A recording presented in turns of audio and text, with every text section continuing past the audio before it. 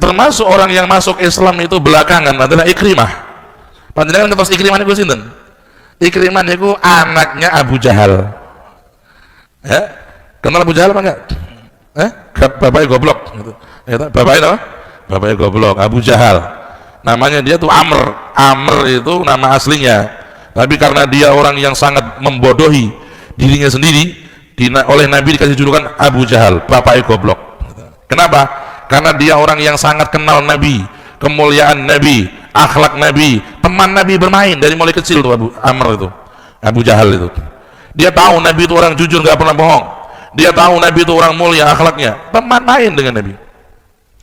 Ketika Nabi mendapat wahyu dari Allah, ya, dia menjadi orang yang paling getol memusuhi Rasulullah Sallallahu Alaihi Wasallam. Padahal dia tahu, hanya karena dia takut kepemimpinannya itu kalah dengan Nabi, kehormatannya diambil dengan oleh Nabi, maka dia tidak mau menerima kebenaran. Dia tahu kebenaran, tapi dia menolak. Maka disebut oleh Nabi Abu Jahal, bapaknya goblok. Tapi ada satu keanehan, Nabi suatu ketika Nabi Shallallahu Alaihi Wasallam mimpi masuk surga. Ra'afin nom, Rasulullah dakhal jannah, masuk surga. Ada satu pohon kecil hijau. Rasulullah tanya, liman hadhi sajarah? Ini ada pohon kecil ini kok cakep, untuk siapa ini? Dijawab oleh malaikat, ini untuk Abu Jahal. Rasulullah heran, Abu Jahal, orang yang paling memusuhi saya, memusuhi Islam, punya pohon di surga? Rasulullah heran, takjub. Sampai Rasulullah menyimpan itu sampai terbuka takwil mimpi Nabi itu dengan masuk Islamnya Ikrimah.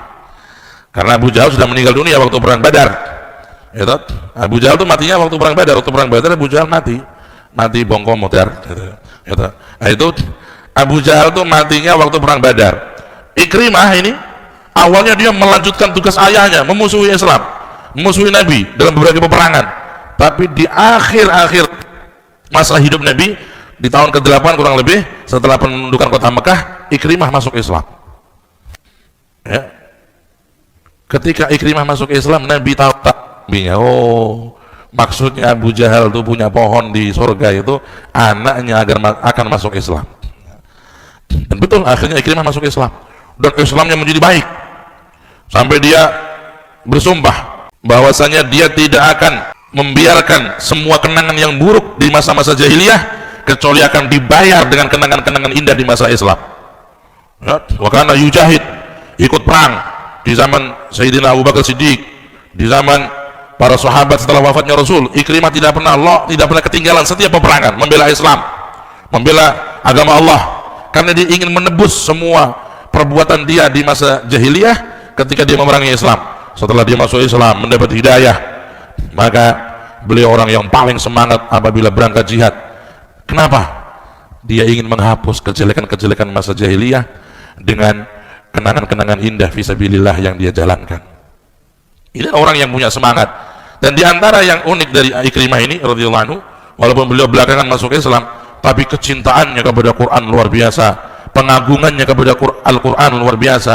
Sampai diriwayatkan Sayyidina Ikrimah ini kalau beliau selesai baca Quran, ya, sekian ayat, sekian juz, beliau mengangkat mushaf yang belum seindah sekarang. Mushaf itu masih lembaran-lembaran, diangkat, ditaruh di kepalanya, dan dia berkata, hadza kalamullah, hadza kalam rabbi, hadza kalamullah, hadza kalam rabbi.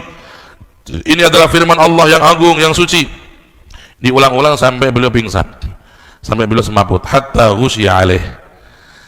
Ini adalah muamalah.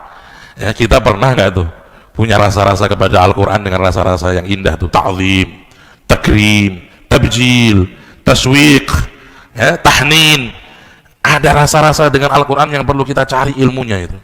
Ya, kita membacanya dengan ta'zim, ya, kita membacanya dengan menghormati.